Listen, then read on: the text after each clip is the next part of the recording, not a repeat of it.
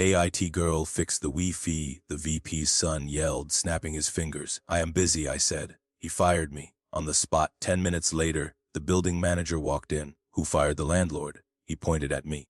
"She was not fixing the Wi-Fi. She was renewing your lease. Now she is not." The sound of a snapping finger is distinctive. It is a sharp, percussive demand that cuts through the white noise of server fans and the low murmur of six-figure deals being negotiated over lukewarm, sparkling water. When it happens within 3 inches of your ear, it is not just a sound, it is a declaration of war. I did not look up immediately. I was currently staring at a complex schematic for a Phase 3 fiber optic route that was supposed to ensure the 37th floor did not melt down during the upcoming summer heat wave. My finger was tracing the line where the redundant cooling loop intersected with the primary server annex. It was a delicate ecosystem of power and glass, one that I had personally designed, negotiated, and leased to this firm 3 years ago. The fingers snapped again, faster this time, like a metronome for an idiot. "I knew you could hear me," the voice drawled. It was Jared. Of course it was Jared. Jared was 26 years old, wore a fleece vest that cost more than my first car, and held the job title of Director of Visionary Ops. As far as I could tell, that meant his father was the vice president of the holding company. I finally turned my swivel chair to face him. "Can I help you, Jared?" I asked, keeping my voice level. "The Wi-Fi," he said, gesturing wildly at the glass-walled conference room behind him where 5 other guys in identical vests were staring at a frozen video call. "It is lagging. We are pitching the Series B guys in 3 minutes. Fix it." I took a slow breath. I am a 45-year-old woman in a tailored blazer. I do not wear a lanyard. I do not have a walkie-talkie clipped to my belt. I was sitting at the conference table because the light was better for reading blueprints, not because I was waiting for a help desk ticket. "I am not IT Jared," I said, my voice calm. "I am reviewing the infrastructure specs for the renewal. If you are having latency issues, you need to submit a ticket to the portal." Jared laughed. It was a harsh, barking sound. "Excuse me," he said. "I don't submit tickets. I tell people to do their jobs. You are sitting here with a laptop, aren't you? Fix the router, reboot the whatever. Just make the internet work." "I am busy," I said, turning back to the schematic. "And I do not have admin access to your local network." That was the wrong thing to say, or perhaps the perfect thing. Jared slammed his hand down on the table, rattling my coffee cup. The entire open plan office went silent. The marketing team lowered their phones. The developers stopped typing. "You know what?" Jared shouted, his face flushing a blotchy red. "I am sick of the attitude from the support staff in this building. My father pays a fortune for this lease. I cannot even get a stable connection. You are useless. You are actually useless." He pointed a finger at the door. "Get out. You are fired. I do not want to see you on this floor again. I will have HR send your final check. Go." I froze, not out of fear but out of sheer scientific fascination. He was firing me. He actually thought he had the authority to fire me. I looked at him. I looked at the silent office watching us. I looked at the folder under my hand, the one containing the lease renewal addendum that was the only reason his Visionary Ops Center had power redundancy. "You are firing me?" I asked, just to have it on the record. "I am firing you," Jared spat. "Get your stuff and get out now." I stood up. I did not argue. I did not explain that I was not an employee of NextGen Synergies, but rather the independent infrastructure overseer for the entire Skyline Tower. I did not mention that the IT girl he just screamed at held the master key to the building's neural network. I simply closed my laptop. I capped my pen. I picked up my leather folio, leaving the unsigned renewal contract sitting in the center of the mahogany table. "Understood," I said calmly. "Good luck with the Series B pitch, Jared." I walked to the elevator. I could feel 60 pairs of eyes on my back. I did not rush. I pressed the button, waited for the chime, and stepped inside. As the doors closed, I saw Jared smugly high-fiving one of his vest buddies, thinking he had just asserted dominance. He had not asserted dominance. He had just severed the artery keeping his business alive. He just did not know it yet. The elevator ride down to the lobby was smooth. Skyline Tower prides itself on its elevators. High speed, whisper quiet, serviced weekly. I know they are serviced weekly because I signed the vendor invoices. I stepped out into the lobby, the cool air conditioning hitting my face. 10 minutes later, Exactly enough time for me to walk to the coffee shop across the street. The chaos started upstairs. Marcus, the building manager, walked out of the service elevator on the 37th floor. Marcus is a good man. He is 60, wears suits that are slightly too large for him, and sweats profusely when things go off script. He was carrying a notary stamp and a bottle of champagne. He was there to celebrate the signing of the 10-year lease extension. Marcus walked into the glass-walled conference room. He saw the folder I had left on the table. He saw Jared and his team. "Where is she?" Marcus asked, looking around the room. "Where is Our Lady of the Hour? We have ink to dry." Jared scoffed, grabbing an energy drink from the mini fridge. "Oh, her. The brunette with the attitude. Yeah, I fired her." The room stopped. It was not a quiet stop. It was the kind of stop where the air gets sucked out of the room. Marcus blinked. He wiped sweat from his forehead. "I am sorry, Jared, you did." "What?" "I fired her," Jared said slower, as if talking to a child. "She was incompetent. She gave me lip, so I told her to pack up and get out." "You are welcome, by the way. We need better vendors." Marcus stared at him. He stared at the empty chair where I had been sitting. "Jared," Marcus said, his voice trembling slightly. "She is not a vendor. She is not IT. Whatever she is gone," Jared said. "She is the landlord," Marcus whispered, the panic rising in his voice. "Technically, she is the independent infrastructure overseer and leaseholder for the commercial zones. She owns the rights to the fiber trunk you use. She owns the lease on the backup generators. She holds the master agreement for this entire floor. I just manage the janitors. Jared, she decides if this building has a pulse. And you just fired her." While Marcus was upstairs hyperventilating in a room full of stunned executives, I was descending. The elevator doors slid open on the 4th floor, and the atmosphere shifted instantly. The air down here was different. It did not smell of expensive cologne or anxiety. It smelled of ozone dust and the deep, vibrating hum of high-voltage transformers. This was not a floor for people. This was the mechanical heart of the Skyline Tower. My office is tucked behind the main freight elevator banks, past the heavy steel doors marked authorized personnel only. It does not have a panoramic view of the city. It has a view of the backup diesel generators and the massive gray cooling towers that shudder with a low, calming rhythm. I find it incredibly soothing. This is the brain of the building. The glass suites upstairs are just the decoration. I unlocked the heavy steel door and stepped inside. It was cool, quiet, and lit by the soft blue glow of my server racks. I sat down at my desk, a sprawling slab of oak covered in monitors, and woke up my workstation. I did not feel angry. I really did not. Anger is messy. Anger is inefficient. What I felt was a profound sense of professional obligation to the terms of the contract. Jared had been very clear. He did not want me there. He did not want my services. As a professional, I was bound to respect his wishes. I pulled the NextGen Synergies binder from the shelf. It was 3 inches thick. I opened it to Section 14B, labeled Revocable Privileges and Shared Utilities. Most tenants assume that when they rent a floor, they get everything included. They assume water, power, internet, and air conditioning are natural rights. But Skyline Tower is an old building retrofitted for modern tech. The base lease covers 4 walls and a ceiling. Everything else, the high-speed fiber, the dedicated cooling loop for the server room, the biometric security access, those are add-on amenities. They are essentially subleased to the building management to offer to tenants. Jared had just fired the provider of those amenities. I opened the building management software. My access level is root administrator. I cracked my knuckles and began the audit. Step 1 was the elevator priority protocol. NextGen Synergies paid a premium for VIP lift access.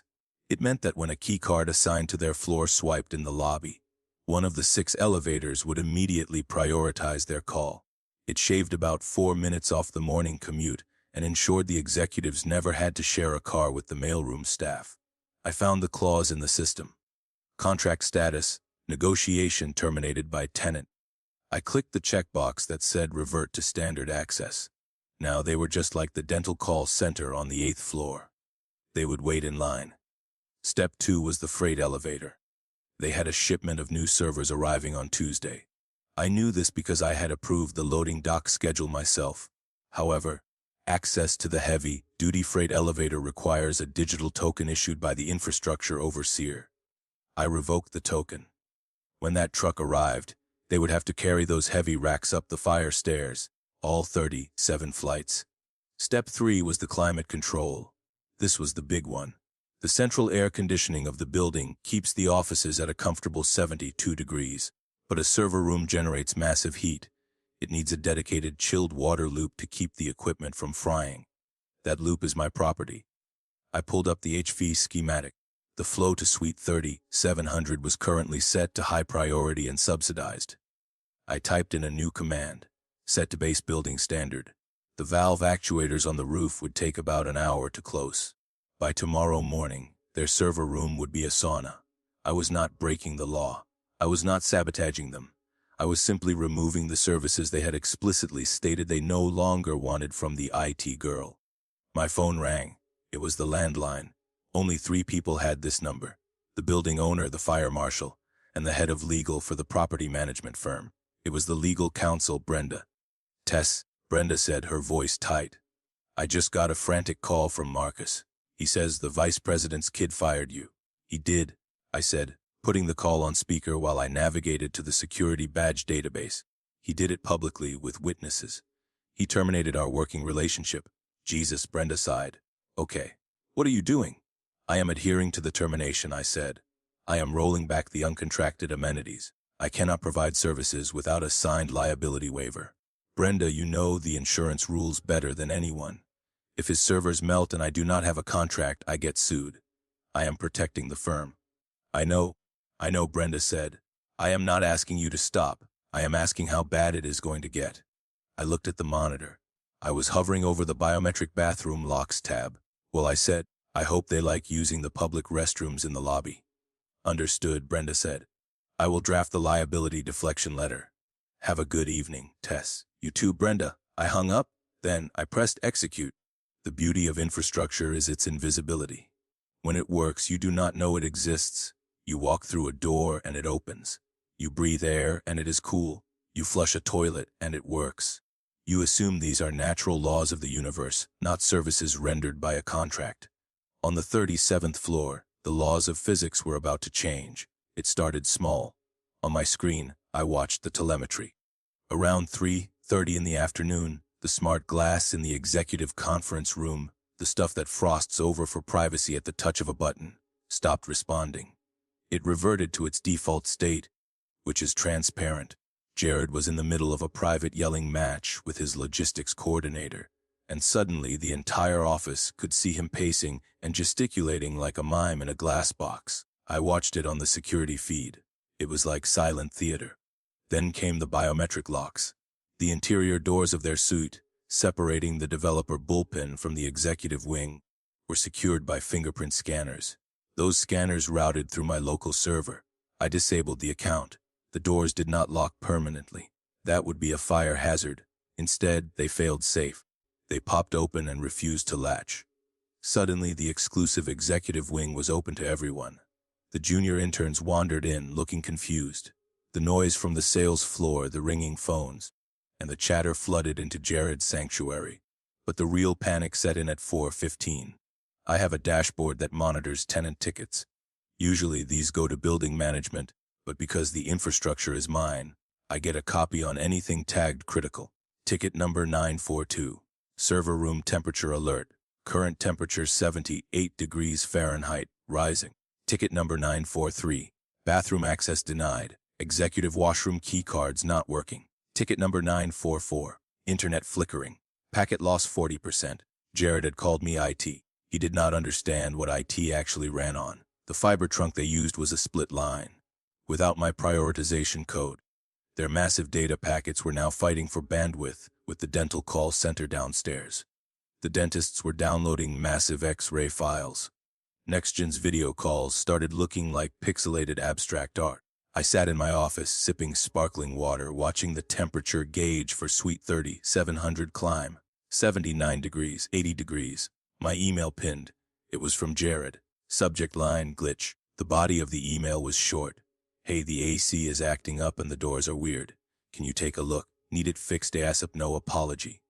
No acknowledgement that he had fired me hours ago. Just a demand. He still thought I was the help desk. He still thought he had the power. I did not reply. I simply archived the email into a folder labeled evidence of unauthorized service requests. 5 minutes later, the phone rang again. It was Marcus. "Tess," he whispered. "He is screaming in the lobby. He says the building is attacking him. He is trying to get the maintenance guy, old Bill, to hack the thermostat." "Bill cannot hack the thermostat," I said calmly. "It is encrypted with a 256-bit key. It is hardwired into the Lee's logic controller." "I know that," Marcus said, "but Jared does not. He is threatening to sue the building for breach of habitable workspace." "Let him," I said. "The lease guarantees a temperature of 74 degrees for standard office space. It does not guarantee cooling for a high-density server farm." That was an addendum, the one he did not sign. "He is asking for you," Marcus said. "He is asking where the hell the IT girl went." "Tell him I have been terminated," I said. "Tell him that as a non-employee I am not authorized to enter the premises." "He is going to call his father," Marcus warned. "I am counting on it," I said. 82 degrees in the server room. The automated safety protocols kicked in. The servers began to throttle their CPU speed to prevent overheating. The Series B pitch deck they were trying to upload was now moving at the speed of a dial-up connection from the 90s. I checked the freight elevator camera. A delivery guy was standing there with 10 boxes of pizza for the team working late. He swiped his card. Red light. He swiped again. Red light. He shrugged, turned around, and left the pizzas with the front desk security. Jared's team was going to be hungry, hot, and stuck in a room with open doors and slow internet. The chain reaction had begun. While Jared was sweating through his fleece vest upstairs, I was straightening my blazer. I had a lunch meeting scheduled for the next day, but I decided to move it up to dinner. I picked up my phone and dialed Robert Vance, the CEO of Omnitech. It was time to go to the Capitol Grill. The laws of thermodynamics are patient, but they are also relentless. In a modern skyscraper, heat is the enemy. It is a biological byproduct of human bodies and an electrical byproduct of servers, all trapped behind triple-paned, blast-proof glass. Without the active intervention of the cooling loop, a south-facing office on the 37th floor becomes a greenhouse within 45 minutes. By late afternoon, with the sun angling low and hitting the glass directly, it becomes a convection oven. I stayed in my basement office, watching the telemetry on my secondary monitor. It was a fascinating study in entropy. The temperature in Suite 700 had stabilized at 86 degrees Fahrenheit. This is not lethal, but it is psychologically devastating. At 72 degrees, people are productive professionals. At 86 degrees, with stagnant air, they become irritable, sweaty, and prone to irrational outbursts. The air circulation fans, which relied on the same control logic as the cooling units, had defaulted to their minimum turnover setting to save energy. The air upstairs would be smelling of warm plastic, stale coffee, and the sharp, acrid tang of desperate body odor. My phone buzzed with a text message from Marcus. It was just a photo. It showed the reception area of NextGen Synergies.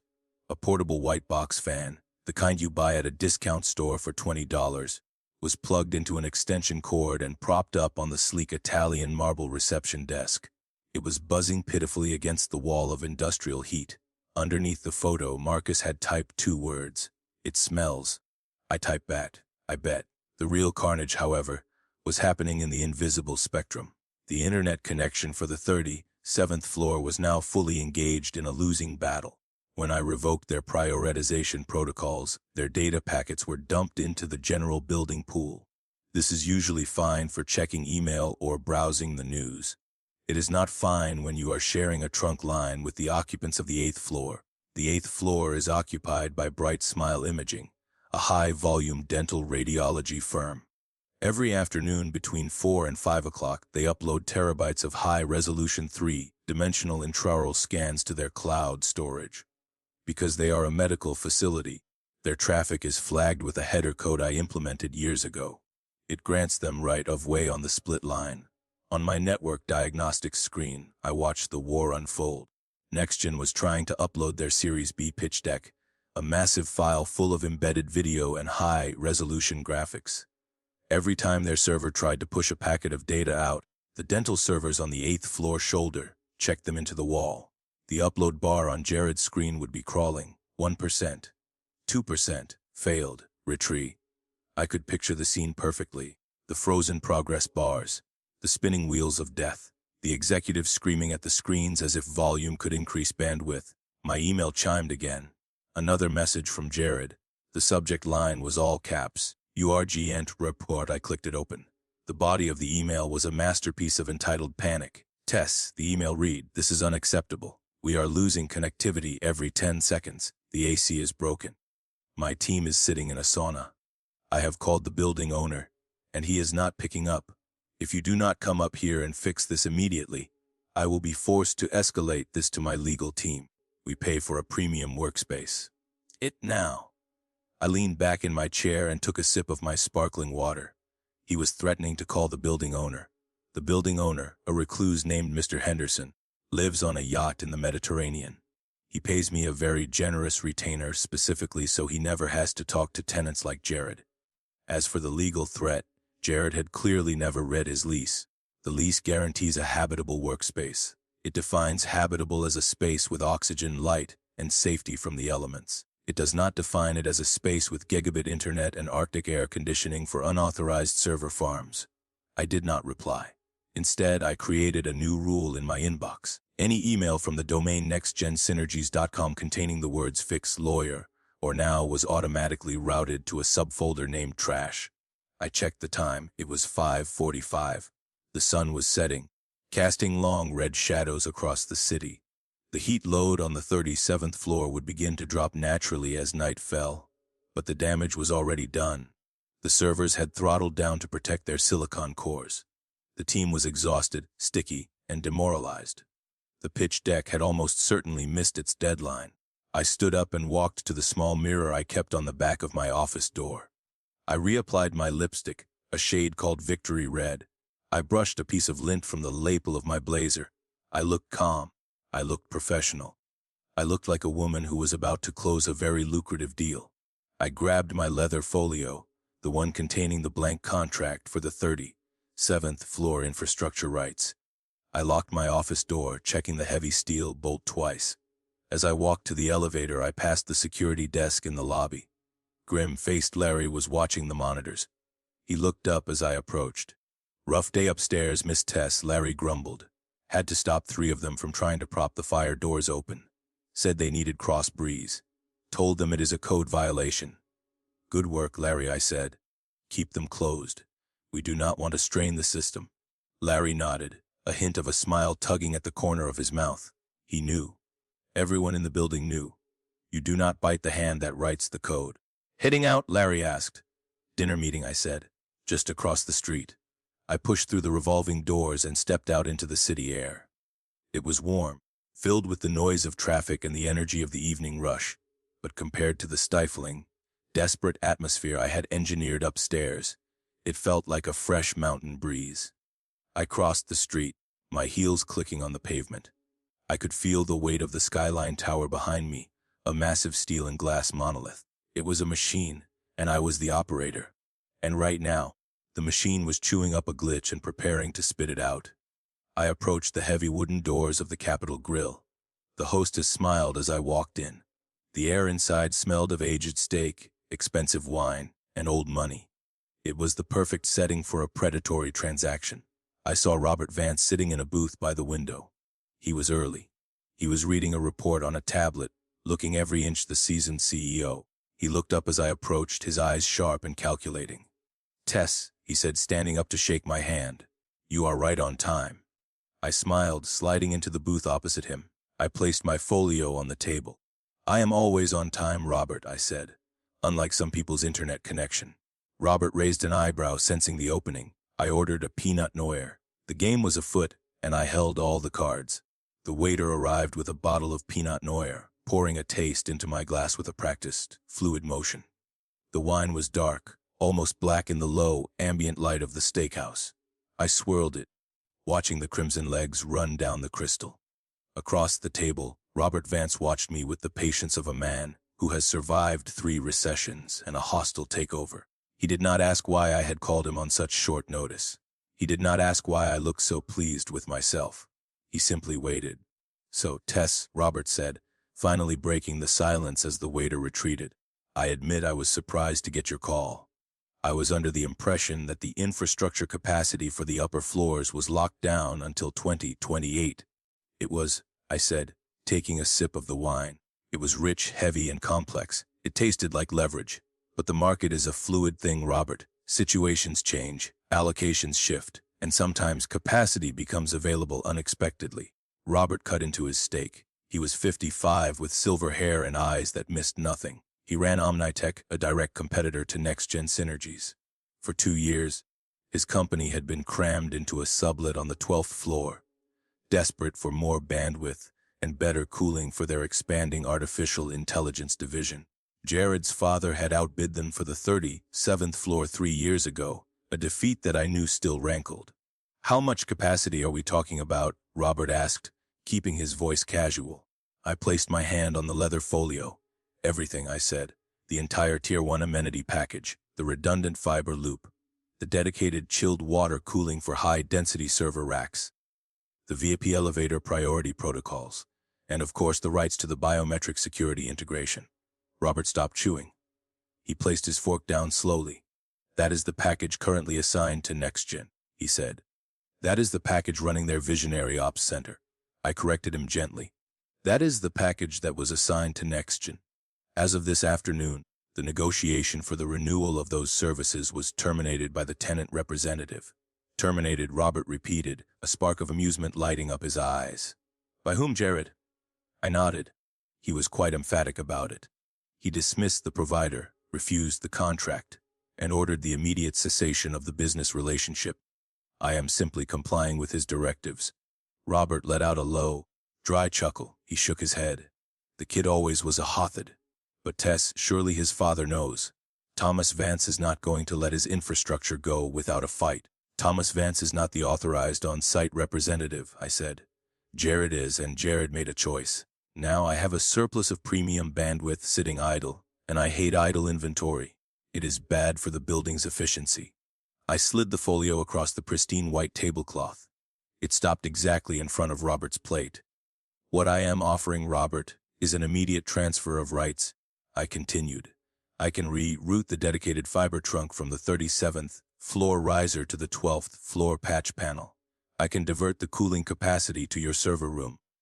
I can give you the bandwidth you have been begging for since you moved in." "And the timeline?" Robert asked, opening the folder. "Tonight," I said. "I can execute the command from my phone before we finish dessert." Robert scanned the document. It was a standard 5-year service agreement, but with a few aggressive clauses regarding exclusivity and immediate liability transfer. He ran his finger down the column of figures. The price was market rate, plus a significant signing bonus for expedited service. It was expensive, but for a company like Omnitech, it was a steal. "You know," Robert said, looking up from the paper, "if I sign this, and you flip that switch, NextGen is going to be dead in the water. They cannot run their platform on the base building DSL." "I know," I said calmly. "You are effectively evicting them," Robert said. "You are starving them out." "I am just the landlord, Robert," I said, mirroring his earlier tone. "I provide the pipes. If a tenant decides they do not want water, I turn off the tap. If another tenant is thirsty, I open the valve. It is simple hydraulics." Robert smiled. It was the smile of a predator who has just found a wounded gazelle limping in the savannah. He pulled a gold fountain pen from his breast pocket. He did not hesitate. He did not ask for a lawyer to review it.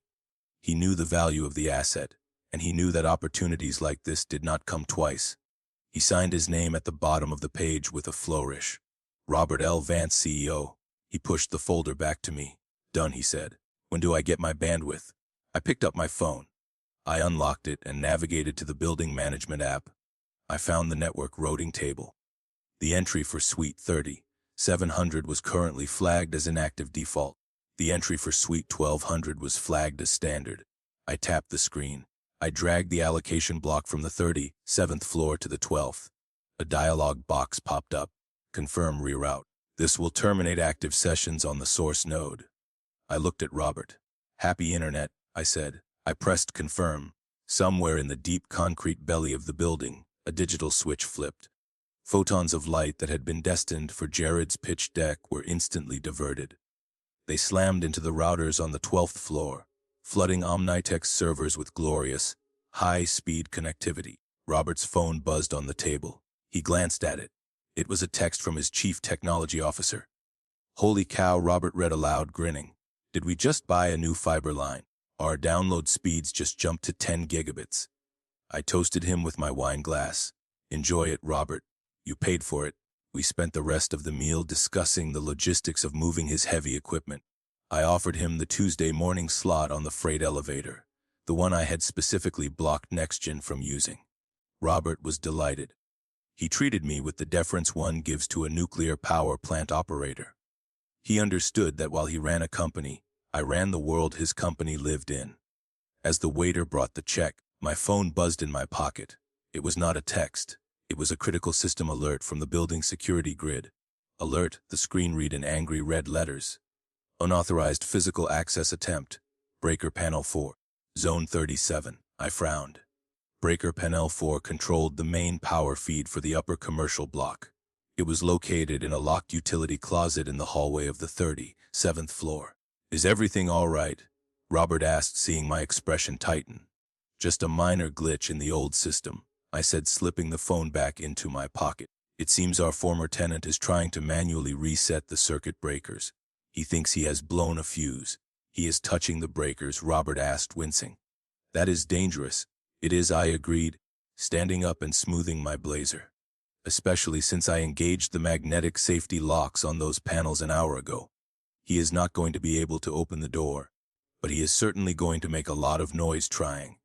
I picked up the signed contract, the piece of paper that was worth $1.2 million over 5 years. "I should probably go," I said. "I need to file this, and I suspect my morning is going to be very busy." Robert stood up and shook my hand firmly. "Pleasure doing business with you, Tess, and remind me never to get on your bad side." I walked out of the restaurant and into the cool night air. Across the street, the Skyline Tower loomed. I looked up. High above, on the 37th floor, I could see a faint flicker of light in the window. It looked like someone was waving a flashlight. Jared was in the dark, and I had just sold his light switch. By late Friday evening, the 37th floor had ceased to be a workspace and had become a containment zone. I monitored the situation from the safety of my townhouse, watching the remote telemetry on my tablet while I drank tea. The data told a story of desperate, flailing incompetence. The temperature in the server room had plateaued at 88 degrees Fahrenheit. In a last-ditch effort to save their equipment, Jared and his remaining skeleton crew had raided the janitorial closet. They had propped the server room doors open with rubber wedges, violating fire code, and positioned 3 oscillating fans to blow hallway air onto the racks. It was like trying to put out a forest fire with a water pistol. The hallway air was already stale and warm, recycled endlessly by the low-power circulation mode. I watched the security feed as Jared paced the hallway. He had shed the fleece vest. He was in a t-shirt now, sweat staining the back. He was shouting into his cell phone, his gestures sharp and angry. He looked like a captain whose ship was taking on water, but who refused to believe the ocean was real. Then, the clock struck midnight. Friday night is when the building performs its automated security handshake. The biometric keycards used by the staff run on a rolling encryption protocol to prevent cloned cards from working indefinitely. The system requires the badges to check in with the central server every 72 hours to receive a new cryptographic token. If the network is down, the check-in fails. If the check-in fails, the token expires. At 12:01 on Saturday morning, every single employee badge for NextGen Synergies turned into a worthless piece of plastic. I saw it happen on the log. Access denied. Access denied. Access denied. Jared tried to open the door to the executive washroom. The light turned red. He tried again. Red. He kicked the door. I took a sip of my tea. The building was not attacking him. It was simply following the rules of a game he had forgotten he was playing. Saturday passed in silence. The office was empty. The staff could not get in, and the few who were stuck inside had eventually propped a fire door open to leave, triggering an alarm that security reset remotely. By Sunday morning, the 37th floor was a ghost town of humming heat and blinking error lights. Then my personal cell phone rang. I stared at the screen. It was an unlisted number with a 212 area code, New York, corporate legal. I let it ring 3 times before answering. I needed to sound calm. I needed to sound like I was not enjoying this. "This is Tess," I said. "Ms. Morrison," a voice said. It was smooth, polished, and carried the heavy weight of billable hours. "This is Alan Sterling, General Counsel for NextGen Synergy's parent corporation." "Mr. Sterling," I said, keeping my tone pleasant. "I assume you are calling about the transition of services at the Skyline Tower." "Transition is an interesting word for it," Sterling said. His voice was tight, like a violin string stretched to the breaking point. "I am looking at a report from our satellite office that describes a catastrophic failure of critical infrastructure. My client, Mr. Jared Vance, claims you have maliciously locked him out of his own building and sabotaged his server farm. He says the temperature is 90 degrees. "Mr. Sterling," I said, "I would correct your terminology. The building is functioning perfectly. The services to Suite 30-700 have simply been aligned with their current contractual status." "Contractual status," Sterling repeated. "I have a lease agreement here that runs through 2028. You have a base lease for the square footage," I corrected him.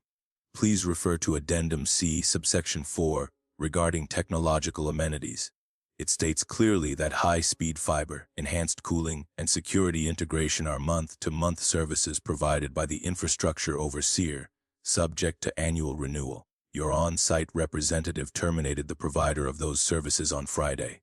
Verbally and publicly, there was a long silence on the line. I could hear papers shuffling. Sterling was a good lawyer. He was reading the fine print. "He fired you?" Sterling asked finally. The smooth veneer was cracking. "He did," I said. "He mistook me for a technician, insulted my competence, and ordered me off the premises.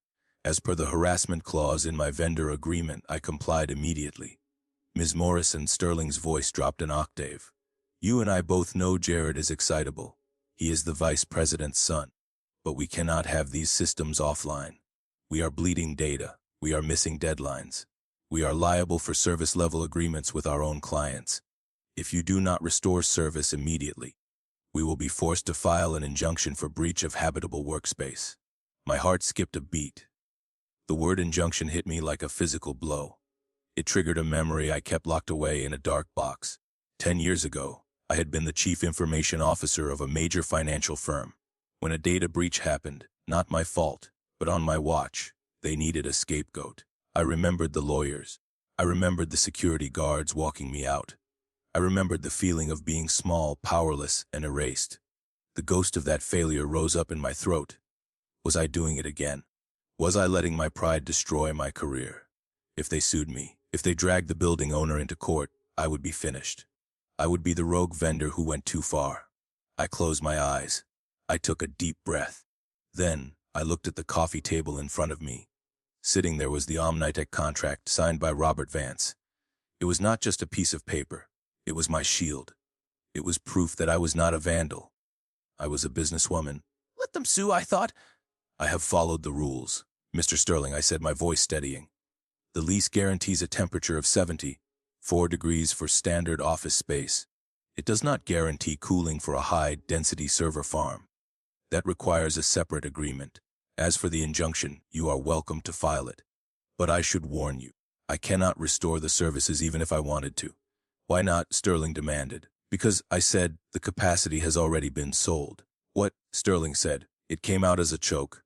"I cannot sit on idle inventory, Alan," I said. "When Jared canceled the renewal, the bandwidth and cooling capacity returned to the open market. It was acquired Friday evening by another tenant. It has already been physically rerouted." "You sold our internet," Sterling whispered. "I sold the available internet," I said. "Monday morning, Alan. 9 a.m. Tell Jared to bring a pen, and tell him to use the stairs. The elevators are going to be busy." I hung up the phone. My hand was shaking slightly, but not from fear. It was the adrenaline of the gamble. I had pushed all my chips into the center of the table. Monday morning would reveal the cards. The weekend was over. The siege was ending. Now came the execution. Monday morning arrived with the subtlety of a sledgehammer. The sun came up over the city, gleaming off the glass skin of the Skyline Tower, promising a beautiful day for everyone except the employees of NextGen Synergies. I arrived in the lobby at 8:45. I enjoy the mornings. The building is waking up. The systems are ramping up from their sleep cycles, pushing fresh air into the atriums and pressurizing the water lines. It is a symphony of logistics, and usually I am the conductor. Today, however, the lobby was not a symphony. It was a riot. 30 people were standing at the turnstiles, a bottleneck of confusion and mounting anger. They were the early risers of the next-gen team, the developers and analysts trying to get in to fix the disaster of the weekend. They were jamming their plastic badges against the readers. Beep, red light. Beep, red light. What is going on? One of the developers yelled at Larry, the security chief. My badge is not working. I have been working here for 2 years. Let me in. Larry stood behind his podium, his massive arms crossed over his chest. He looked like a boulder that had decided to wear a uniform. System says expired, Larry grunted, tapping his screen. Cannot let you up without a valid badge. Building policy. Jared was there. He looked terrible. He was wearing the same clothes he had been wearing on Friday. His eyes were rimmed with red, and he had the desperate, unshaven look of a man who had spent 48 hours eating vending machine crackers and staring at error messages. He saw me walk in through the revolving doors. I had chosen my outfit carefully, a cream-colored power suit, immaculate and crisp. I held a laddie in one hand and my leather folio in the other. I looked like I had slept 10 hours on a bed made of clouds. You, Jared shouted, lunging over the velvet rope. Larry stepped in front of him, moving with surprising speed for a man of his size. Back up, sir, Larry warned. She is doing this, Jared screamed, pointing a trembling finger at me. His voice cracked, high and hysterical. She locked us out. She sabotaged the badges. The lobby went quiet. People from other companies, law firms and hedge funds stopped to watch. It is not every day you see a tenant imploding in the reception area. I stopped and turned. I took a sip of my laddie. I did not lock you out, Jared, I said, my voice carrying clearly over the marble floor. Your security protocol requires a network handshake to validate credentials every 72 hours. You do not have a network. Therefore, you do not have credentials. It is an automated system. Fix it, he screamed. Just fix it. I have a meeting at 9 o'clock. I checked my watch. I have a meeting at 9 o'clock as well, I said. With the tenant representatives. Are you the representative? Because from where I am standing, you look like a trespasser. I turned to the elevator bank. I tapped my MasterCard against the reader. Beep. Green light. The glass gates slid open smoothly. 4th floor, I said to the voice command as I stepped inside. The doors slid shut, cutting off the sight of Jared trying to explain to his own employees why they could not go to work. Upstairs, the 4th floor conference room was waiting. This room is nothing like the glass box on the 37th floor. It is windowless, soundproofed, and lit by harsh fluorescent strips that hum with a clinical frequency. It is an interrogation room disguised as a meeting space. I sat on one side of the long metal table. I placed my folio in front of me. I waited. At 9 o'clock sharp, the door opened. Marcus walked in first, looking pale and relieved that I was taking the lead. Then came Alan Sterling, the lawyer I had spoken to on the phone. He looked exhausted, his tie slightly askew. Then came the vice president. Thomas Vance was a short man, bald with eyes like flint. He wore a charcoal suit that cost more than my annual salary. He walked with the heavy, aggressive gait of a man who is used to crushing things that get in his way. Finally, Jared trailed in. He looked like a beaten dog, but a dog that would still bite if you turned your back. He sat at the far end of the table, refusing to look at me. They sat down on one side. I sat on the other alone. The silence stretched, heavy and suffocating. Ms. Morrison, Thomas Vance started. His voice was gravel deep and abrasive. Let us cut the crap. We are losing $50,000 an hour. My son made a mistake. He thought you were support staff. He was stressed. We apologize. He nudged Jared hard with his elbow. Jared looked at the table. I am sorry, he mumbled. I should not have fired you. Can we just turn the internet back on now? It was not an apology. It was a transaction. They were trying to pay a toll to get past a roadblock. I looked at Jared. Then I looked at Thomas. Mr. Vance, I said, keeping my hands folded on the table. Your son did not just mistake me. He publicly humiliated the person responsible for the structural integrity of your business. He screamed at me. He snapped his fingers at me like I was a servant. But that is personal. I can get over personal. The problem we have today is strictly professional. Thomas waved his hand dismissively. We will pay a premium. We will add 20% to your retainer. Just flip the switch. Alan says you are hiding behind liability clauses. We will sign a waiver. We will sign whatever you want. Just give us the bandwidth. I felt a cold knot in my stomach. This was the moment. The ghost of my past, the memory of being fired 10 years ago for being inconvenient, whispered in my ear. It told me to take the money. It told me to be a good vendor to fix the problem, to disappear back into the walls where I belonged. They were rich. They were powerful. They could ruin me if I pushed too hard. But then I looked at Jared. He was checking his watch, already bored with the apology, assuming that Daddy was fixing it. He had learned nothing. He believed that people like me existed solely to serve people like him. I opened my folder. I pulled out a single sheet of paper. This is the renewal contract for the infrastructure, I said. Thomas reached for it. Fine, he grunted. We will sign it. Same terms. No, I said, pulling the paper back slightly. This is the voided contract. Excuse me? Alan Sterling asked, leaning forward. As of Friday evening, the bandwidth allocation previously reserved for next-gen synergies was released to the open market, I said. Thomas frowned. Released? What are you talking about? I am talking about physics, Mr. Vance, I said. You think the internet is magic. You think it is a cloud that follows you around. It is not. It is a physical thing. It is light traveling through glass cables. It is cold water rushing through pipes. It requires space. It requires capacity. And on the 37th floor, that capacity is finite. I leaned forward. When Jared fired me, he did not just fire an employee. He terminated a service agreement. He told the building that he no longer required those glass cables or those water pipes. And the building, being an efficient system, reallocated them. Reallocated them to whom Thomas demanded. His face was starting to turn a dangerous shade of red. I cannot disclose other client details, I said smoothly, but the bandwidth has been purchased. Thomas slammed his hand on the table. The sound echoed in the small room like a gunshot. Enough, he roared. I am done playing games with the janitor. You want money? Is that it? You are shaking us down. He reached into his jacket pocket and pulled out a checkbook. He ripped a check out and slammed it onto the table. He clicked a gold pen. Name your price, Thomas spat. 10,000. 20. Write the number down, turn the air conditioning back on, and get out of my sight. I looked at the check. It was blank. It was the ultimate symbol of their worldview. They believed that everything, and everyone, was for sale. They believed that dignity had a price tag. Jared looked up, a smirk returning to his face. He thought he had won. He thought his father had just bought the help. I looked at Thomas Vance. I saw the arrogance in his eyes. He reminded me of the CEO who had fired me 10 years ago. The same disdain. The same belief that he was the protagonist of the universe and I was just scenery. I reached out and put my finger on the check. The paper was cool and crisp. Mr. Vance, I said softly, you are operating under a misconception. You think this is a negotiation. You think I am holding your data hostage for a ransom. I slid the check back across the metal table. It spun slowly and came to a stop in front of Thomas. I do not want your money, I said. I want you to understand something. I am not the help. I am the landlord. I do not provide a service you can buy with a check. I provide the environment that allows you to exist.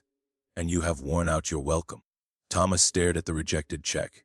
He looked at me, really looked at me, for the first time. He saw that I was not bluffing. He saw that I was not afraid. So what are you saying? Jared piped up, his voice cracking. We just do not have internet. You have the base building internet, I said. DSL speeds. Good for email. Bad for whatever it is you do. Visionary ops, I believe. We cannot run the platform on DSL, Jared shouted. It will crash. Then I suggest you relocate, I said coldly. Because this building can no longer support your needs. Thomas Vance stood up. His chair scraped loudly against the floor. You are evicting us, he whispered. Without serving an eviction notice, you are starving us out. I stood up too. I smoothed my blazer. I am just the infrastructure overseer, Thomas. I just provide the walls. What you do inside them is up to you. But if you want cooling, power, and data, you need a friend in the basement. And you do not have one anymore. I turned to the door. Oh, and Jared, I said, pausing with my hand on the handle. The freight elevator is booked tomorrow. Another tenant is moving in heavy equipment. You will have to wait until Wednesday to move your things out. I would suggest using the stairs. I walked out of the room. leaving the check on the table and the silence ringing in my ears.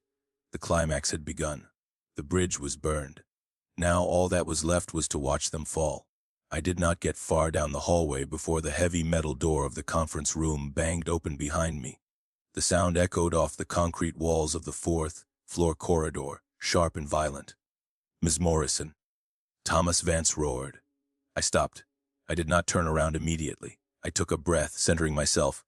I listened to the sound of his footsteps approaching. They were heavy, angry steps, followed by the lighter, shuffling cadence of Jared and the clicking heels of the lawyer, Alan Sterling. They were chasing me. They still believed they could intimidate the building into submission. I turned slowly near the elevator bank.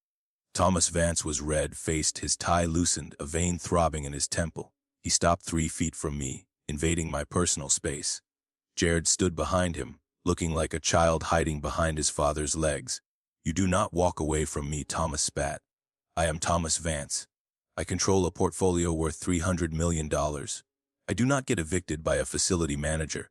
I pressed the call button for the elevator. It lit up with a calm, steady white glow. "You are not being evicted by a facility manager, Mr. Vance," I said, keeping my voice low and even. "You are being evicted by the terms of a contract you failed to respect. And please step back. You are crowding me." Thomas ignored the request. He jabbed a finger in my face. "Who is it?" he demanded. "Who bought the capacity? I want a name." I looked at the elevator indicator.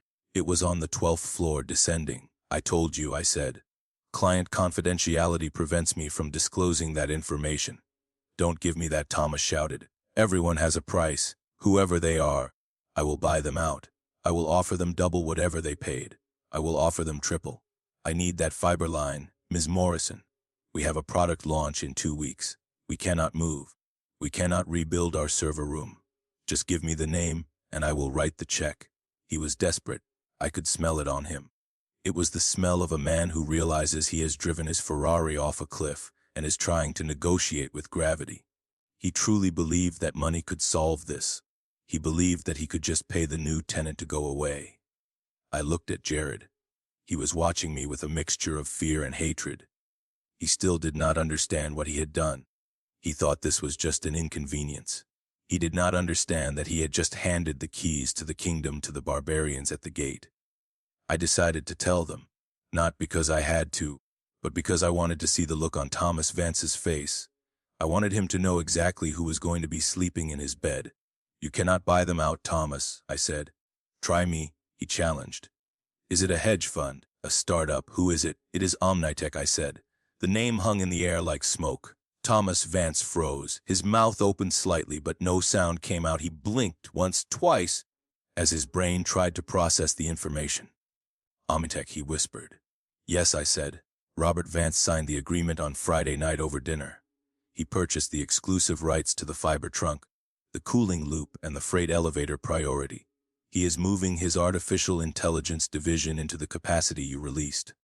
Thomas took a stumbling step back, his face drained of color, the red rage replaced by a sickly gray pallor.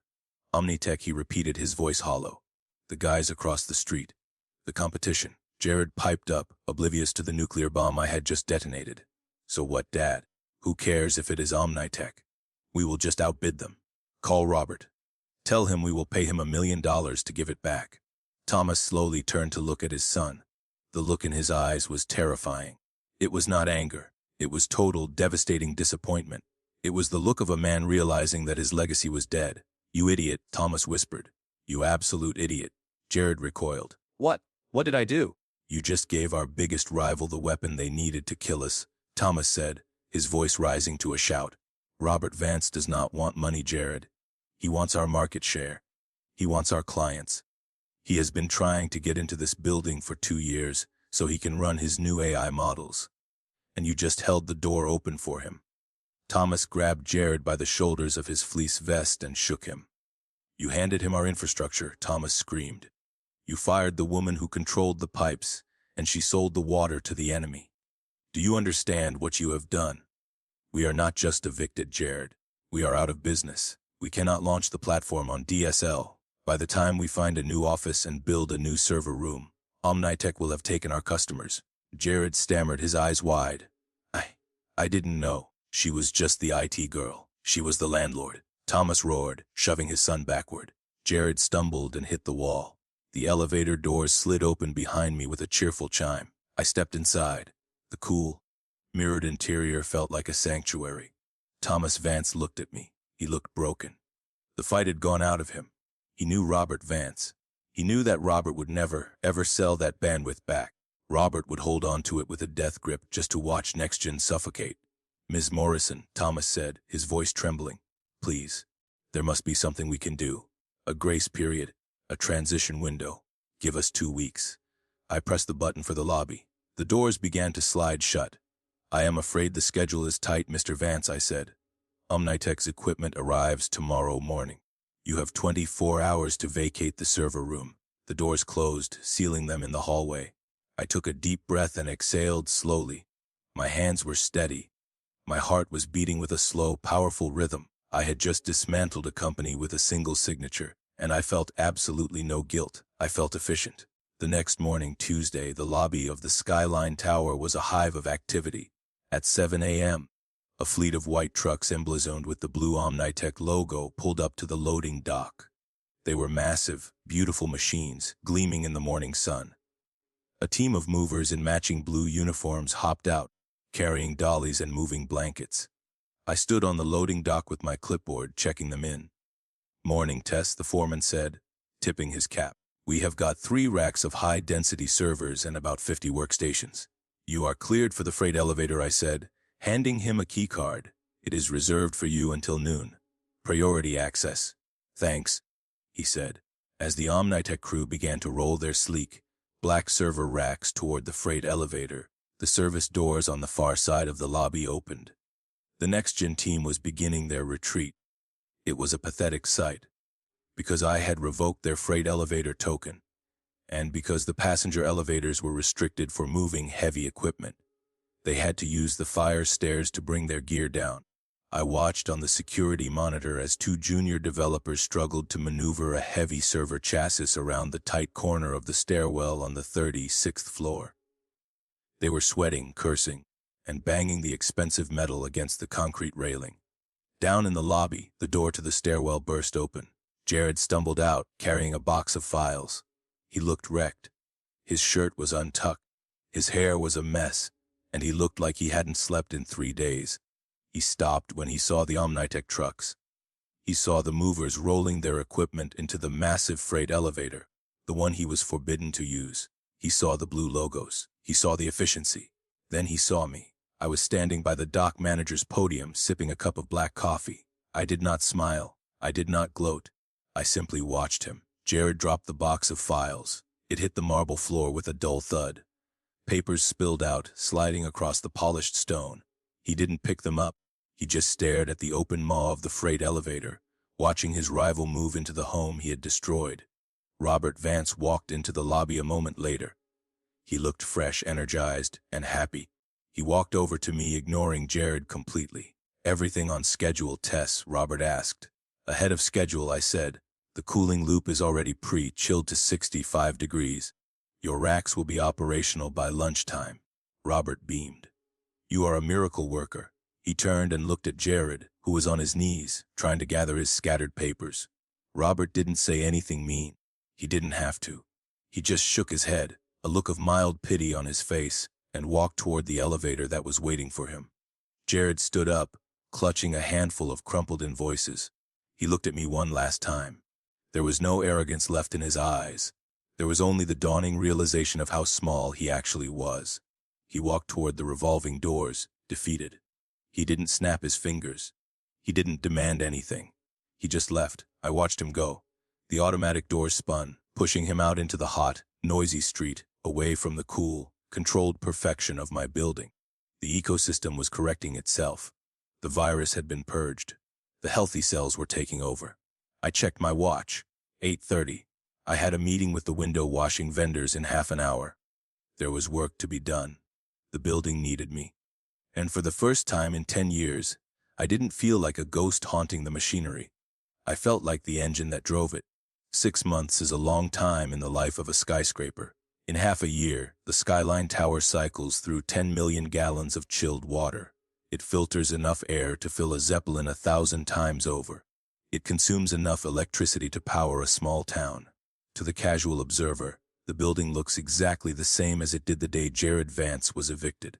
The steel is just as bright, the glass just as reflective. But to me, the building feels different. It feels lighter, it feels cured. I was sitting in the conference room on the 37th floor again. The sunlight was pouring in, illuminating the sleek, modern furniture that Omnitech had installed. The space no longer smelled of stale energy drinks and panic. It smelled of fresh espresso and productivity. Robert Vance sat across from me. He looked 5 years younger than he had when he was crammed onto the 12th floor.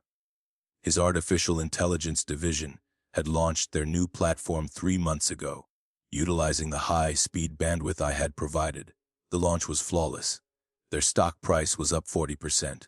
I see here you are requesting an upgrade to the backup battery array, I said, reviewing the document on the table. Robert nodded. We are running some long-term machine learning models overnight. If the grid flickers even for a second, we lose days of work. I want to double the redundancy. I tapped the paper with my pen. I can allocate 2 additional banks of lithium-ion cells from the basement reserve. It will increase your monthly infrastructure fee by 12%. Don't, Robert said immediately. He signed the request without hesitation. This is what a healthy tenant relationship looks like. It is boring. It is efficient. There is no screaming, no drama, just the quiet exchange of resources for capital. Next-gen Synergies had broken their lease, paying a massive penalty that went straight into the building owner's pocket. The owner, Mr. Henderson, was so pleased with the aggressive yield management that he sent me a bonus check large enough to pay off my mortgage. As I filed the signed paper into my folio, I allowed myself a moment of curiosity. Have you heard anything about them? I asked. Robert paused, his pen hovering over the table. He knew who I meant. I had lunch with Thomas Vance last week, Robert said. He is still trying to salvage the company. They moved into a flex space in the suburbs. They lost about 30% of their client base during the transition. It was brutal. And the son, I asked. Robert smiled, a small, grim expression. Jared. Well, Thomas finally decided that Jared needed to learn the business from the ground up. He reassigned him. He is currently the director of special projects for their satellite office in Tulsa, Oklahoma. I raised an eyebrow. I checked the specs for that office. It is in a converted warehouse district. It is, Robert agreed. Thomas told me that the building has vintage charm, which is code for bad plumbing and no fiber optics. They are on copper wire tests. Copper wire, I repeated. I did the math in my head. That meant maximum download speeds of maybe 50 megabits on a good day. Jared was probably sitting in a dusty office right now, waiting for a PDF to load, staring at a spinning wheel that never ended. It was a poetic kind of justice. He had taken the speed of light for granted, so now he had to live at the speed of electricity moving through rusted metal. The door to the conference room opened, and a young man walked in. He was about 22, fresh out of college, wearing a crisp button-down shirt. He was carrying a tray of coffees. Ah, Kevin, Robert said. Come in, Tess, I want you to meet our new intern. He is a computer science major, a bit of a hotshot. Kevin set the tray down. He looked eager, bright-eyed, and full of the same nervous energy Jared used to have. Nice to meet you, Kevin said, extending a hand. I am excited to be here. The network set up in this building is insane. I have never seen latency this low. I shook his hand. It is designed that way, Kevin. Robert leaned forward, his voice turning serious. Kevin, Robert said. This is Mems Morrison. She is the infrastructure overseer. Before you start your rotation, I want to give you one very important piece of advice. Kevin looked at his boss, confused. Sure, Mr. Vance. What is it? Robert pointed at me. You see this woman? She controls the air you breathe. She controls the light you see by. She controls the internet that lets you do your job. You treat her with absolute respect. You say please. You say thank you. And if you ever snap your fingers at her, I will personally throw you off the roof. Do you understand? Kevin went pale. He looked at me with wide eyes, suddenly seeing past the blazer and the calm demeanor. He saw the power. Yes, sir, Kevin stammered. Absolutely. Nice to meet you, Ms. Morrison. I smiled. It was a real smile this time. It reached my eyes. Welcome to the building, Kevin, I said. Just follow the protocols and we will get along fine. I gathered my things and walked out of the conference room. I took the elevator down to the 4th floor. Bypassing the lobby, I walked down the long concrete corridor, past the humming transformers, past the security station where the lights were all blinking green. I unlocked the heavy steel door to my office and stepped inside. It was cool and quiet. The servers were purring with a low, steady vibration that I felt in my bones. I sat down at my desk, the sprawling slab of oak that served as my command center. I woke up my monitors. Status reports flooded the screens. Tenant 1200 Omnitech. Bandwidth usage optimal. Temperature 72 degrees. Satisfaction 100%. Tenant 800 bright smile imaging. Upload packets stable. No conflicts. The building was breathing. It was alive. And everything was exactly where it was supposed to be. For 10 years, I had hidden in this basement. I had convinced myself that being invisible was the only way to be safe. I thought that if I kept my head down, if I became just a signature on a contract, I could never be hurt again. I believed the lie that the person behind the scenes was weak. I looked at the folder on my desk. The ghost of the past, the fear of that old firing, was gone. I had faced the worst-case scenario. I had been challenged, threatened, and sued. And I had won, not because I hid, but because I stood my ground. I am not the help, I whispered to the empty room. I am the engine. I opened a new file on my computer. I typed in a new header. Infrastructure maintenance schedule projected through 2030. I was not going anywhere. The Skyline Tower was my domain. The tenants were just guests. And as long as they remembered who held the keys, the lights would stay on. I took a sip of my sparkling water. It was cold. It was crisp. It tasted like victory.